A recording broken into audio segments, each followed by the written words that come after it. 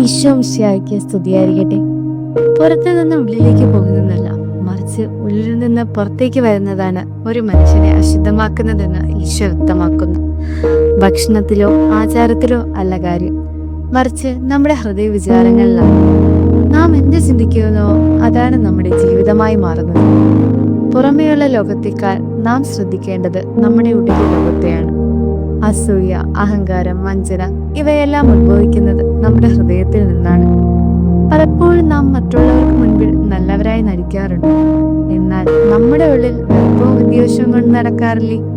നല്ല മനുഷ്യർ തന്റെ ഹൃദയമാകുന്ന നല്ല നിക്ഷേപത്തിൽ നിന്ന് നന്മ മാത്രം പുറപ്പെടുവിക്കുന്നു. നമ്മുടെ സ്വഭാവത്തിന്റെ ശുദ്ധിയാണ് യഥാർത്ഥ ആത്മീയത. നമ്മുടെ ഹൃദയങ്ങളെ ദൈവത്തിന് സമർപ്പിക്കാം. ഉള്ളിൽ നിന്ന് നന്മ മാത്രം പുറപ്പെടട്ടെ. വചനമാകുന്ന അപ്പം നമ്മുടെ ഹൃദയങ്ങളെ നിർമ്മലമാക്കട്ടെ.